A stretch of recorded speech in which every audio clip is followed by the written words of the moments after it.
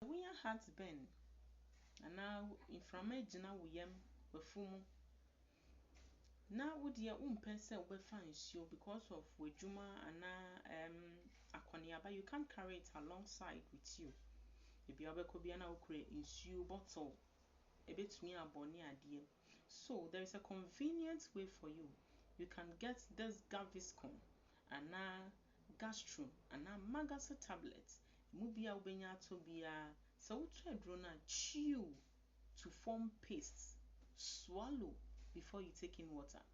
So do not crush and drink water. So chew the medicine, the tablet, to form pastes. Swallow. Then you take in water. Into so fedro very mana paste. Now 1 minute. And so one monsieur go so be wo gas bo a hyehye wo yefo na ekotu na be hwe honsem ina ede amaw.